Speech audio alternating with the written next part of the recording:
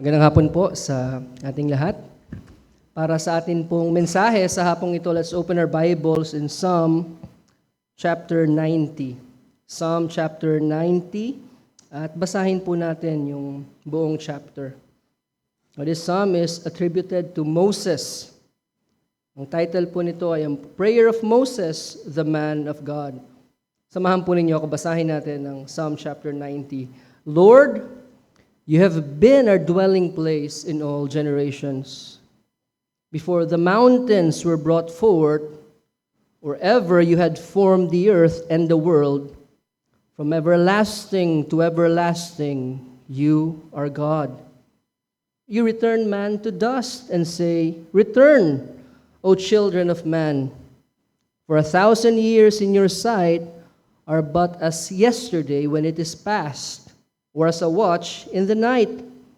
You sweep them away as with a flood. They are like a dream, like a grass that is renewed in the morning. In the morning it flourishes and is renewed. In the evening it fades and withers. For we are brought to an end by your anger. By your wrath we are dismayed. You have set our iniquities before you, our secret sins in the light of your presence. For all our days pass away under your wrath. We bring our years to an end like a sigh. The years of our life are 70, or by reason of strength 80. Yet their span is but toil and trouble. They are soon gone, and we fly away. Who considers the power of your anger, and your wrath according to the fear of you? So teach us to number our days, that we may get a heart of wisdom. Return, O Lord, how long? Have pity on your servants. Satisfy us in the morning with your steadfast love, that we may rejoice and be glad all our days.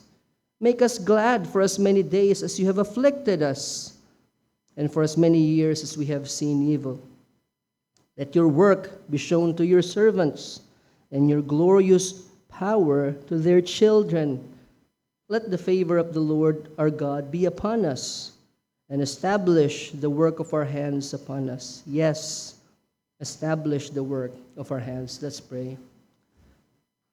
Panginoon, kagaya po ng aming inawit, may your quickening word, may your life-giving word that calls to life the dead, speak to us, speak to our midst. Mangusap kayo sa amin, Panginoon. Punuin niyo kami ng kauhawan at kagutuman para sa inyo at para sa inyong salita. At sa kanila, Panginoon, na wala pa kay Kristo, who are still dead in their trespasses and sins. May you make them alive in Christ Jesus through your word. Purihin kayo, Panginoon. Salamat sa inyong salita na aming pag-aaralan sa pangalan ni Jesus. Amen. Live to 100. Secrets of the Blue Zones. Ito po ay pamagat ng isang documentary that speaks about or that features the Blue Zones or the places na kung saan pinakamaraming centenarians. Ito daw yung mga lugar na kung saan pinakamaraming 100 years old pataas. Ito po yung summary ng research nila. No? Yung mga tao doon sa Blue Zones lived up to 100 not because of some special medicine na kanilang ini-intake or some supplement, but because of their daily lifestyle. Natural movement, pagkilos, plant-based diet. Of course, some of them eat meat. And strong relationships and clear purpose. No, napanood ko po ito, meron silang mga close family ties. Talagang malapit sila. They live in a community, hindi sila isolated. At sadly, wala po dito yung Metro Manila sa mga lugar na ito. These places are Sardinia, in Italy. Kung titingnan niyo po doon, puro pataas. Talagang maglalakad ka ng uphill. It's understandable why they are healthier than us. Okinawa, Japan. Napakarami po doong centenarians. Nicoya Peninsula in Costa Rica. Pagkain nila, puro mga beans, mga kamote. Maganda daw yun, yung sweet potato. Icaria, Greece, of course, Mediterranean yung kanilang diet. They drink wine. And Loma Linda in California. And you'll be surprised, dito sa Loma Linda, itong mga centenarians na tinutukoy, they are Seventh-day Adventists. Sa community nila, napakaraming centenarians. I can't imagine living up to 100 years old. Ngayon pa lang, pag konting takbo, sumasakit yung tuhod, how much more 100? And if ever I or we get to live up to 100, ilan na kaya sa mga mahal natin sa buhay? Ilan na kaya sa mga kaibigan natin ang nauna na? Parang napakalungkot, di ba? Maaring baka yung mga anak natin, ma-outlive pa natin kung abutin man tayo ng 100. May kilala ko isa, sakto 100, yung kapatid ng lolo ko. 100 years old siyang namatay. But regardless, you see, regardless if we live up to 100 years or less, life is short. Maiksi ang ating buhay. It is but a breath. Ito'y hininga. And what matters most is how we lived our lives. We may live 40 years, 30, 50, 60, 70, 80. What matters is the way we lived it. And there are these inescapable realities in this short life that we have. Inescapable realities that exist. Whether you believe it or not, whether you acknowledge these realities or not, whether you care about it or you don't. You see, our existence as human beings, it sits in the backdrop of two glaring realities na hindi natin dapat i-neglect or kalimutan. One is God's eternality. God is eternal. And our frail mortality. Our life is short and we are frail. Isang lamok lang, pwede tayong mamatay. And the world has a way of making us forget these things. Sino sa atin nag-isip nitong dalawang bagay na to today? God's eternality. Our life is brief. It is frail. It is fleeting. You see, again, the world has a way of making us forget these things.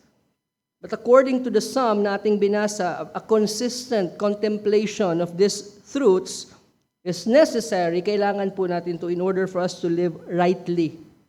And to live rightly, I mean to live a life that is pleasing before God. Or as in light of the sermon kaninang umaga, to live a life according to the will of God.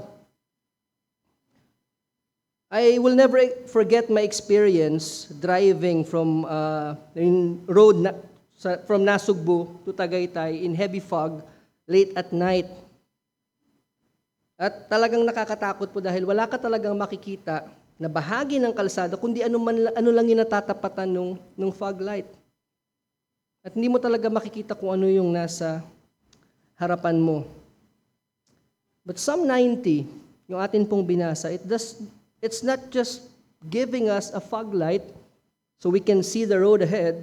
Inaalis po nito yung fog so that we can see clearly and we can navigate the road of life properly and safely, and most importantly, according to how God wants us to live our lives.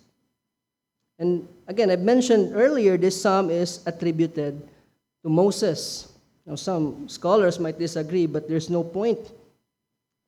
It begins by a declaration that God has always been and will always be His people's dwelling place. He has been His people's refuge, their hiding place, their strong tower in all generations. See, God has always been there and will always be there for His people. But more than that, God is beyond history. Of course, God will always be there, has always been there for His people because He is before all things. He is the eternal God. He always has been. He always has existed as the eternal God. Verse 2, before the mountains were brought forth, or ever you had formed the earth and the world, from everlasting to everlasting, You are God. Just think about that truth. Of course, there's no point in trying to fully grasp God's eternality. But think and pause for a moment. Just pause. Think of a time, if it can be called time, when there was yet nothing. Nothing, no universe, no galaxies, no stars, no quasars. Wala pang mga supernova na nangyari. No earth, no angels, no human beings, no plant and animal life, no nothing, not even a tiny single cell. Nothing except God was there. God was alone in Himself, perfectly existing as the triune God. I'm not saying God was lonely, but God was alone. God was only there, only God, in the Father, Son, and the Holy Spirit. He is beyond time. The God we worship is beyond time. You see, yung time, yung oras, at yung paglipas ng oras, these are all part of creation. These are part or aspects of creation that were appointed by God. Because God is the Lord of time. He created time. He is outside of it. Hindi siya nasasaklaw ng oras. As one Reformed theologian says, sabi niya, His nature surpasses all time and is unaffected by time. Pero tayo, apektado tayo ng oras. I've mentioned this before na we've changed. We've changed by the passing of even 1 second. You are not the same 1 second ago. Nagbago na tayo. Change has already occurred. Change has happened. Change is constantly happening, but God is not affected by time. He does not change. Another theologian, sabi niya, His essence is exempted from all measure of time, yet He is a God who works within time. He is outside of time, yet He works within time. Now, we can't expect to fully understand these things, but verse 2 plainly declares it. And so we must acknowledge this truth that God is from everlasting to everlasting. All of creation, tayo kasama mga tao, exist within the reality of God's eternality. Everything else is passing away, is within time, but only God is eternal. We are time-bound. You see, a minute lost is a minute lost forever, never to be regained. You cannot take back that 1 minute that we've spent, wasted, or even spent wisely. Hindi natin yun mababalik. I've heard this from someone that the present is God's present. So be present. What he's saying is, don't waste your time. Kasama mo yung taong mahalaga dapat sa'yo, wasting it on your phone. Be present for that person.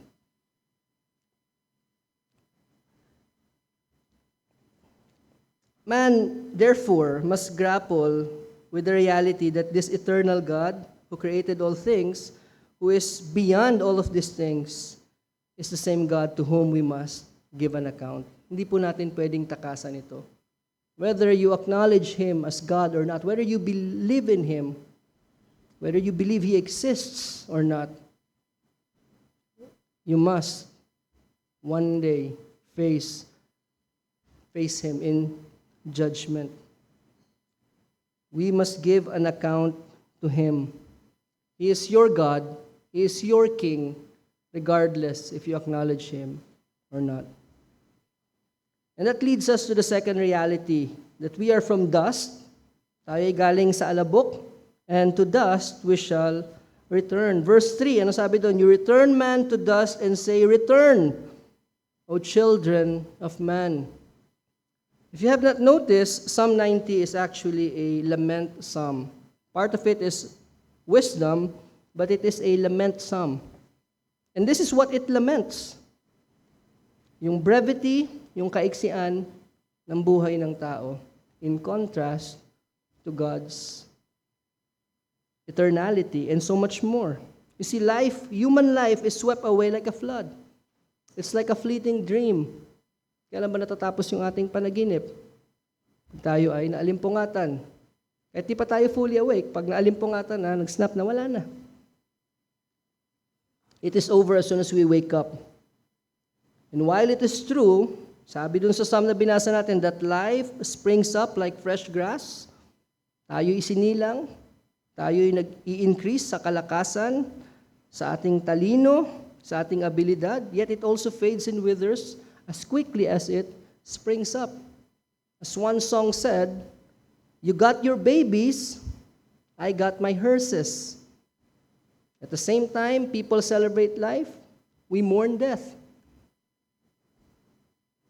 So, at one point, a baby is born, at the same time, someone is being brought dun sa kanyang libingan. And it is not because of God's original design that He made us to be such, but rather, it is such because of sin.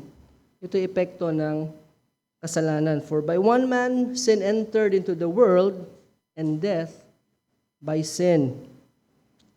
And because of that, yung ating frailty na dala nung curse, that we are passing away, our life is now fleeting, we are subject to death, it is now met with a greater dilemma, God's wrath and anger.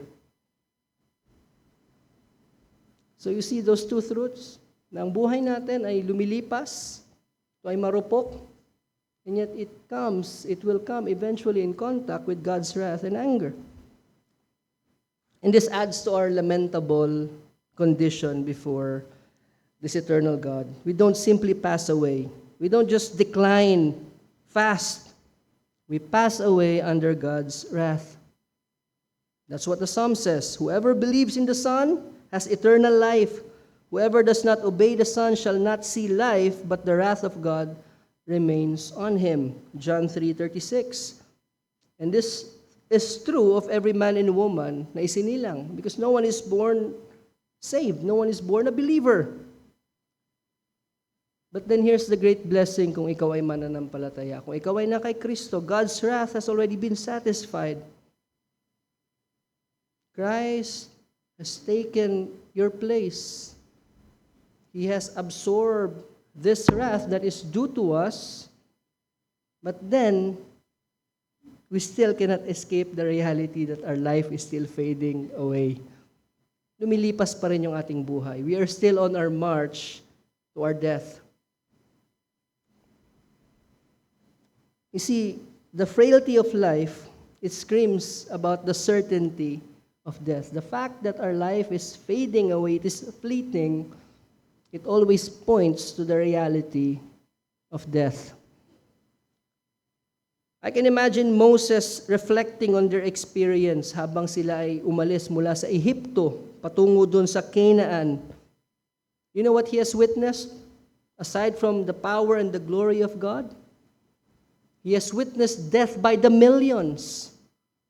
From the Egyptians na pinuksaan ng Panginoon, to the rebellious Israelites na hinatulan ng Panginoon. Some were swallowed by the ground, some died who were bit by serpents. To the enemies na kanilang napaslang sa digmaan, nung sila ay nakipagdigma dun sa mga lupain na kanilang dinaanan, and to the generation who were above 20, who all perished in the wilderness. I looked up and asked for an estimate. Approximately 2 million people ang nakita ni Moses na namatay during his lifetime. Maybe may mga nakita pa siya sa Egypt nung siya ay namumuhay pa bilang prinsipe sa Ehipto. Huwag na nating isama yon. But as the one who led Moses out of Egypt to the promised land, he has seen death by the millions. So it's more than enough to make someone seriously reflect on life in light of God's wrath and anger. He has seen God's power, has seen a glimpse of God's glory, but he has also seen God's wrath and anger, at least a glimpse of it. And this is what many people, and sad to say many professing Christians try to avoid, if not reject altogether. It's uncomfortable to talk about that. Let's not talk about God's wrath. Let's talk about God's love. Let's talk about God's mercy. Pero God's wrath, siguro, next time. The God that we worship is a God of wrath. And God is not made of parts. This is simply not an aspect of His being. God is not made of parts. It is His eternally fixed disposition toward sin. Why? Because He is holy and just. Moses declares in Deuteronomy 32:4, sabi niya, the rock, His work is perfect, for all His ways are justice, a God of faithfulness and without iniquity. Just and upright is He. God is holy, eternally holy, eternally just. And what is more terrifying, kung titignan natin, kung i-consider natin itong mga katotohanan nito, is that we exist with our sins, even our deepest, darkest sins, na maaring tayo lang yung nakakaalam, at least, humanly speaking, we exist with these sins exposed, laid bare, visible in the light of His presence. Let's go back to our text. Verse 7, for we are brought to an end by your anger, by your wrath we are dismayed. You have set our iniquities before you, our secret sins in light of your presence. We are exposed. Nothing is hidden before our God. Our hearts are laid bare. Our intentions, our motives, our true motives, our thoughts, our aspirations, yung ating pag-ibig sa Panginoon, lahat yan lantad, lahad. Maaring ang ating kapwa ay malinlang natin, maaring matakpan natin, maaring maging mapagpaimbabaw tayo sa ating buhay, but not before God. So you see, if you take all of these things, it should sober us. How God is eternal, He is eternally holy and just. How we are sinners, how we are from dust, how our life is frail, our life is short, and we live with our sins exposed before this holy and just God. Who can stand before this God? Paano tayo makatatayo sa harapan ng Diyos na ito? Anong pwede nating sukat ipagmalaki sa harapan ng Diyos na ito? Anong pwede nating ipagyabang? Anong pwede nating ialay? Anong pwede nating iukol? Anong gawa ng ating mga kamay ang pwede nating ibigay sa Panginoon? Anong kabutihan? Anong mabuting intensyon ang pwede nating sabihin na ito ang alay natin sa Panginoon? Lahat yan, pawang, maruming basahan, they are all filthy rags before God. There is nothing that we can give or offer to Him. Nothing in my hands I bring. Simply to the cross I cling. Wala po tayong pwedeng ibigay, ialay sa Diyos na sukat niyang tatanggapin except that which Christ has offered Himself there at the cross. And in light of this verse, again, reflecting on this verse, Moses, again, speaks about the shortness of life. And he says, for all our days pass away under your wrath.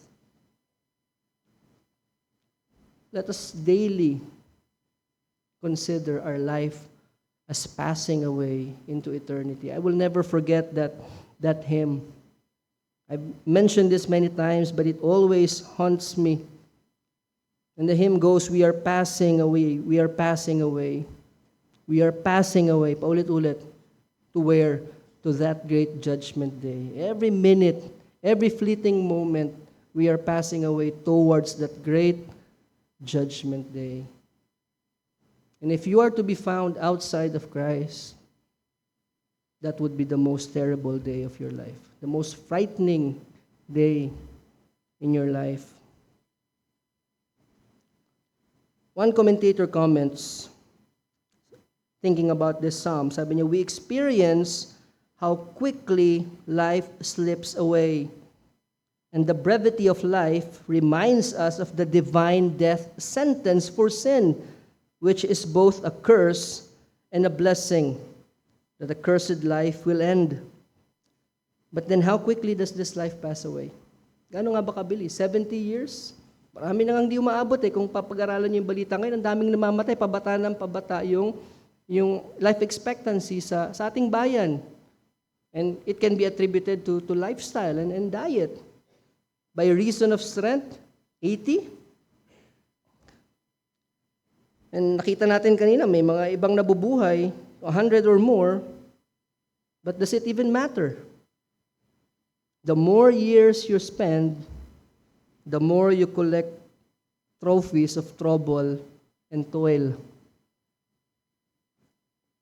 Yun lang yung pwede nating ipagmalaki. All that we can really boast of is how full of toil and trouble life is. No? Kaya nga yung biruan, pagka medyo nag-iedad na, paramihan na doon ng sakit. Paramihan na ng maintenance. Yun yung mga biru-biruan. Buti lang si Pastor hindi mahilig mag-maintenance. Kaya Pastor, paramihan ng fruits or ng vegetables. And it's a good thing. Actually, it's a good thing. And at this point, wag tayo sanang mahulog. When we think about these things, that life is full of toil and trouble, wag sana tayong mahulog dun sa kamalian na kinahulugan ni Asaph. We have just read Psalm 73, like a few weeks ago. At one point, he envied the wicked. They seem to have no trouble. They seem to have no pangs in their death. Para bang wala silang hirap Sagana, they are fat, they are full. Nakalimutan niya, the Lord has set them in slippery places. In an instant, they are swept away. They are gone. They are consumed. So wag nating kahulugan yun. Wag nating tignan na, ang buhay puro hirap. Pero buti pa yung iba, kahit hindi Kristiyano, parang ang saya naman ng buhay nila. Tignan mo, ang ganda ng bahay. Paano kaya nila na-afford yan? Ano kaya trabaho ng mga yan? Yung garahe lang nila, hindi ko ka-afford But let's not think that way. You don't know the troubles. How it would be like na to live in such luxury. How do you sleep? Kung yung meron nga tayo ngayon, minsan natatakot pa tayo, baka manakaw Paano pa kaya kung ganun karami yung meron ka? Kahit pa anong security mo. How sure are you na yung hinire mong security hindi mag-inside job? We don't know. And let us not wish to know. But let us not fall into that error thinking na yung mga unbelievers parang walang trouble. Samantalang tayo, every Sunday, binobombard yung conscience natin. Every time na magbubukas tayo ng salita, kasalanan natin yung ating nakikita. There's always that need for repentance. And we are yet commanded to rejoice, even regardless ng ating circumstance. We are commanded to give thanks in everything. And sometimes it's really hard. Alam man natin, pinaniniwalaan man natin, pero mahirap. And so, one way that will help us is to really listen to the preacher in Ecclesiastes. It will help us navigate such reality sa ating buhay. Let's slow down. Consider natin yung ating buhay in light of God's eternality. And now at this point, in verse 11, the psalm arrives at a transition. The psalm transitions. Verse 11, makikita natin ang isang rhetorical question. Sabi dyan, who considers the power of your anger and your wrath according to the fear of you? And what is the point? The point is this, walang sino man ang nakakaalam. No one really understands or grasps the power of God's wrath, and much less consider it according to the fear of God. No one really understands the power of God's wrath. We may believe it, we know it, but no one really considers it in light of our fear of God. You see, fear is due to God. Every man and woman ought to have the fear of God in their hearts. And the absence of this fear, ano yung warrant nito? It warrants God's wrath. If you do not have the fear of God in you, you are due to receive God's wrath. But sino nga ba? Who considers God's divine wrath? According to his reverence for God. Certainly, hindi yung mga wala kay Kristo. Hindi yung mga hindi mananampalataya. They will not consider, they do not, because they do not have reverence nor fear of God. Again, as one commentator comments, sabi dito, quote, people seldom connect sin and mortality, and so they keep sinning. They don't consider or find the connection between sin and the reality of death, and so they keep on sinning. You know, sin brings forth death. The soul that sinneth, it shall die. And so the more we sow sin, ano yung ating, what wage or what harvest do we expect to reap? Only those who truly know God can praise Him even for His wrath. Yung mga tao lamang na may takot ng Diyos, only them can have a proper understanding about His wrath, not a full, but a proper understanding, a biblical understanding of His wrath, and thus produce a right response. See, these truths, again, wala pong sense na pag-aralan natin yung mga theological truths, the truths about God, if it will not produce in us a right response. See, it may sound depressing. All this message about death, about judgment, about God's wrath, about our sins laid bare and exposed. And it should be. It should trouble you kung ikaw ay wala pa kay Kristo. Dapat ka lamang mabagabag. And as harsh as it may sound, I pray that you would not really find any rest until you find it in Christ, unless you find it in Christ. Because we would rather have you not enjoy a peaceful life kung yung peace na meron ka, yung peace na pinangahawakan mo is a false peace. We would rather have you be troubled, be bothered, mabagabag yung puso mo. Huwag kang patulugin hanggat hindi mo nahahanap ang kaligtasan na kay Kristo at na kay Kristo lamang. But as for us, believers, considering yung kaiksian ng ating buhay in contrast to God's eternality and the death as a consequence of sin and God's wrath, ano yung dapat nating maging tugon? When we consider these things na ating pinag-aaralan, ating tinignan, what should our response be? We should take the posture of humility. It should humble us greatly and deeply.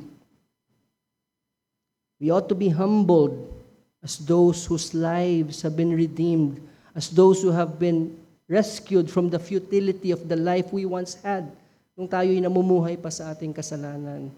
Dapat mamuhay tayo na may kababaang loob bilang sila na inalis ng Panginoon sa kadiliman patungo sa liwanag. We must confess that we really do not know how we ought to live in light of these truths. Lord, I know, I believe these truths, but I don't really know still how I ought to live my life. Ano yung panalangin ni Moses dito? Teach us. Teach us. That's the posture of humility. Ang isang tao na sa tingin niya, alam niya na, he would not want to be taught. But here Moses prays, teach us. This is the prayer of someone who confesses his lack and his need. Teach us to number our days. Teach us to number our days. And this is the same prayer that we ought to make. Help us. Lord, make us realize, help us to reflect on these eternal truths and the shortness of our life. Help us to carefully consider our plans, our activities, our pursuits, our ambitions, our coming ins and going outs. teach us, cause us to know, make us know. We don't know what we don't know. And we cannot be taught what we already know, but we don't. We do not know how. It's not natural sa atin. And even us who have been Christians for a long time, we still don't know everything we need to know. We need to be taught because we never will arrive at that point where we know everything. And so it is a constant prayer. It's a constant plea. Every day, teach us to number our days. Help us to incline our hearts to your ways that we may gain a heart of understanding, a heart of wisdom. Help us to be wise in our life, in our living. We must always return to this realization that we don't really know what to do with our short life. We don't know how this short life ought to be lived in such a way that reflects those truths na ating nakita kanina. And again, the way to live life is to live a life of wisdom. A life that comes from, a wisdom that comes from above. So nakita niyo itong panalangin na ito, it is tied to our pursuit of wisdom, wisdom that is found in God's Word. There's no wisdom outside of God's Word. There is, but it's earthly wisdom. It's sensual. It's devilish, as the Word of God says. If we are to pursue a meaningful, a purpose-filled, or a purpose-driven life, but by that, again, I mean a life pleasing to God, we must incline our hearts to wisdom. You see, in the wisdom literature, the Proverbs and such, this life is described as a life that is what? Marked by discipline.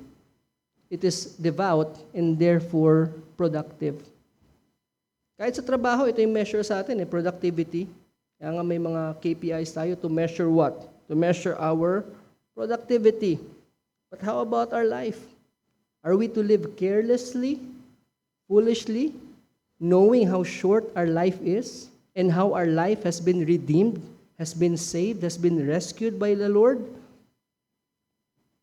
People who live lives with moral and ethical skill are those who benefit the community and honor God. And of truth, only Christians can truly live this way. Let me quote Alan Ross, one of the commentators on the Psalms. Sabi niya, the prayer then is that in view of the brevity of life, people need to learn how to use what God has given them to live a righteous and productive life. This is the essence of wisdom that is from above, a wisdom that will enable sinful people to live above the effects of the curse and produce a life that is pleasing to God. On the other hand, the wisdom of the world cannot please God. See, we live in a fallen and a sin-cursed world. Pero sinasabi dito that there is a way to live above and beyond this. We can walk and live on a higher plane if we live in the wisdom according to the Word of God. We can actually produce good things that would even benefit man and would bring glory to God. But then, thinking of that, that we need to live a life that is pleasing to God, hindi pa rin ito nare-resolve yung dilemma about God's wrath. Yes, we need to gain a heart of wisdom in order that we may live rightly, but that's not the solution to God's wrath. Ano yung kailangan natin? We need God's mercy. We need God's mercy, and this we will only find in the Lord Jesus Christ. Kung babalikan natin yung tanong kanina sa verse 11, who has understood the wrath of God, was considered God's wrath. Christ Jesus is the only one who rightly understood God's wrath, and he has experienced it in its fullness. He has drank the entire cup of God's wrath for us, for his people. He is the one who rightly knows and understands. He is the one who has rightly considered the wrath of the Father. That's why at the time, before his crucifixion, he cried, Father, if it be possible, that this cup be taken away from me. Because he knows, he fully understands what awaits him. That he is about to face the wrath of the Father. For us, liars, sinners, thieves, sexually immoral people, slanderers, malicious, filthy talkers,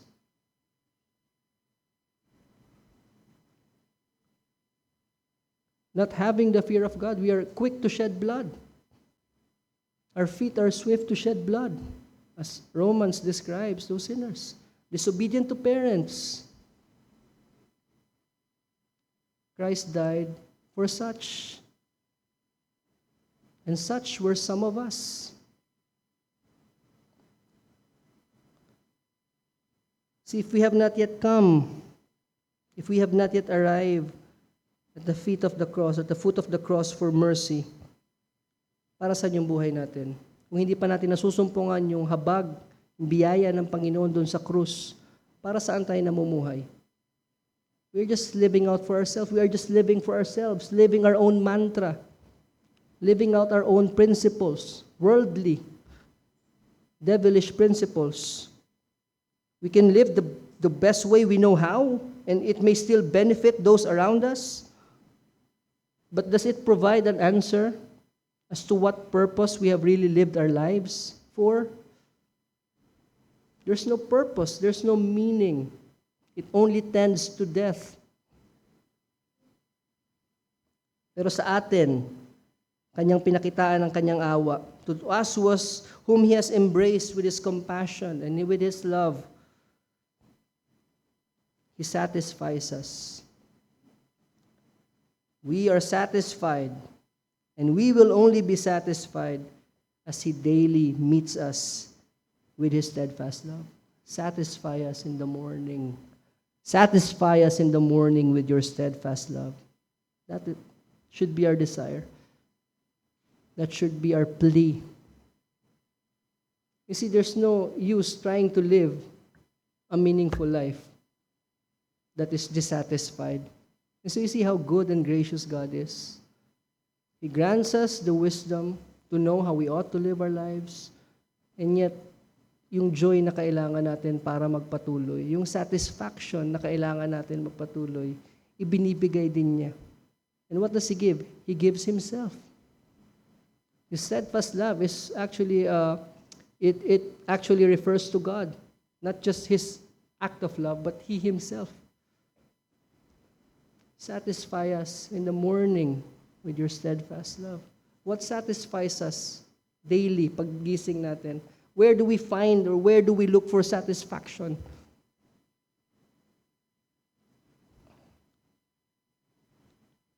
That is our source. That should be our main source of our satisfaction. And we ought to desire to be filled by it.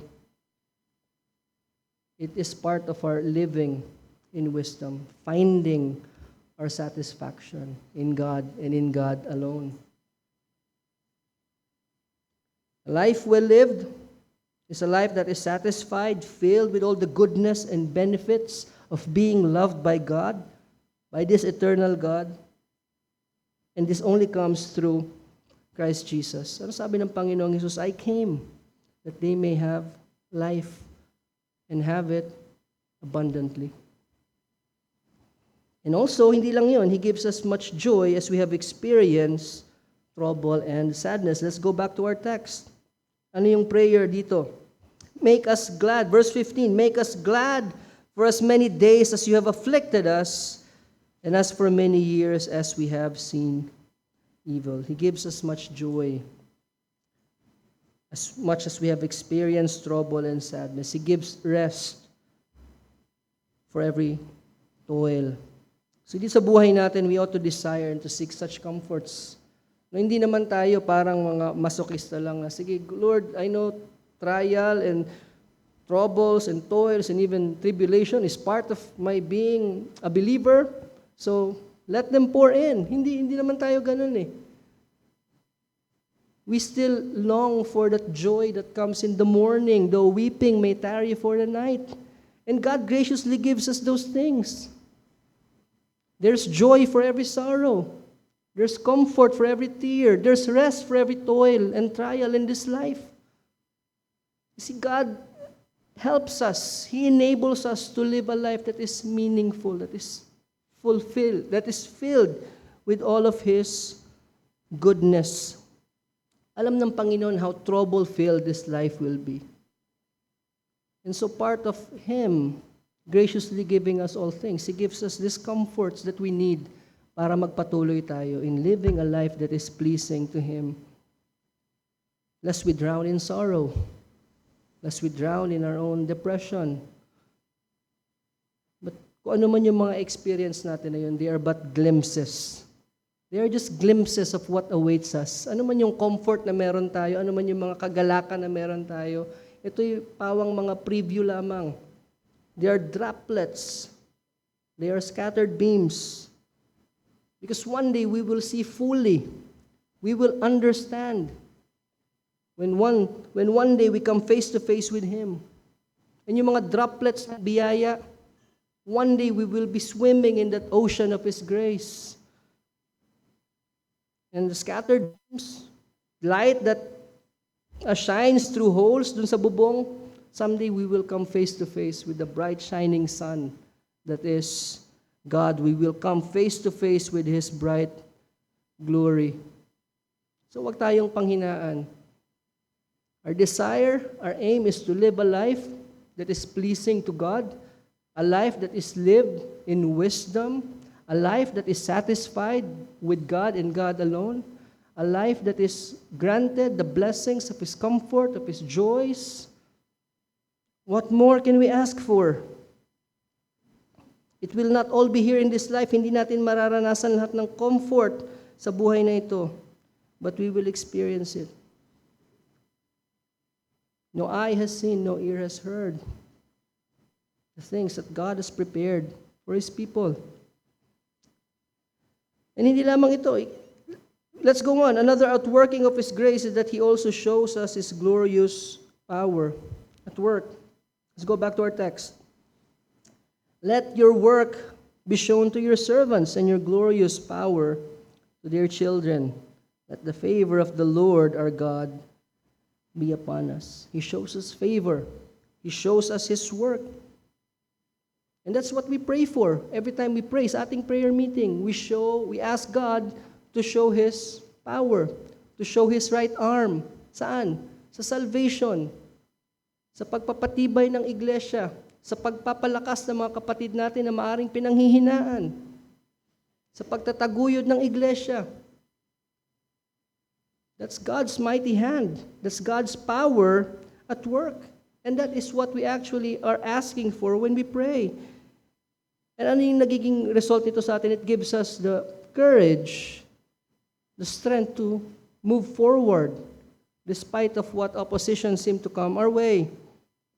Seeing God at work, seeing God's power in display is also needed sa ating buhay. Kita natin ito sa Kanyang kapangyarihan sa pagliligtas, in dealing with the church, in weeding out the tares, in calling the lost sheep. And lastly, we should also desire, and God graciously grants, that He prospers the work of our hands. Let's read the last verse. Let the favor of the Lord our God be upon us and establish the work of our hands upon us. Yes, establish the work of our hands. You see, it would be vain or useless to know how to live our life and yet not have the power or the ability to carry it out. Diba? If I'm in a wheelchair, it would do me no good to understand all the mechanics of soccer. But here, God also promises As nakita natin, He desires, and His people should desire, that God prosper the work of their hands, that they will indeed be truly productive. See, iba-iba yung ating calling. Some of us are called to be employees, bosses, business owners, parents, children. We are spouses. We are members of this church. We are members of society. Iba-iba yung ating pinaglagyan. Iba-iba yung ating mga panawagan. We have different callings. But we are all called to live a life that is pleasing to God. Saan man niya tayo inilagay. And so we must always keep before our eyes our eternal God. Let's keep our eyes fixed on these truths. We must always keep in mind that we have one life. Isa lang yung ating buhay. And it is short. And that it must be lived rightly, according to wisdom. What's the New Testament equivalent of all of these things nating dinidiscuss? Redeeming the time, for the days are evil. Ano ba yung mga activity natin sa buhay that do not align with wisdom? What things sa ating buhay that we can actually prune out? What pursuits? How much of our time, if we are to have a graph of our life, gaano kaya kalaki yung wasted time dun sa ating buhay? And we have to confess, lahat tayo, we are all guilty of this. That's why we ought to pray, teach us to number our days. Madali tayong makalimot. Madali tayong makalimot. We have to be reminded always. Natapos natin ni Deacon Dennis yung series nun sa stewardship. How about the way we spend our money, our relationship with money? It's part of our living a life that is pleasing to God. Teach us to number our days. Help us to apply our hearts to your ways. Help us to incline our hearts to wisdom. Help us to live with wisdom and grace. Christian, number your days and desire to live a life pleasing to God for as many days as you have left. But let me just say a word para sa mga wala pa kay Kristo. Your life right now hangs by the thread of God's forbearance and patience. And at any moment, as Jonathan Edwards says it, that web, that spider web, that thin thread can snap, and you find yourself lost for all eternity. Now is the time of salvation. Come to the Lord Jesus Christ. Repent. Turn away from your futile, meaningless, and worthless life, and embrace the life that He calls you to live, a life of self-denial, a life of submission, and yet a life that knows the goodness, the mercy, and the grace of God. And you can find it in the cross, where Christ hung and died, and He rose again the third day. Remember, the tomb was found empty. Christ is risen. Christ is alive. He is living, and that is our hope. That this same Christ who died, was buried, and He rose again the third day, He will one day come back for His people. So we plead with you, come to Jesus. Let's pray. Father, we thank you for these truths that you have shown us this afternoon. We ask and pray that you would grant us the grace to seriously consider and live our lives according to these truths. Tulungan niyo kami, Panginoon, not to be forgetful hearers, but to be doers of your word. Only by your grace and mercy can we truly live a life that is pleasing before you. So help us, Lord. Teach us to number our days. Cause us to incline our hearts to wisdom. Help us to live lives full of wisdom and grace. Through Christ our Lord. Amen.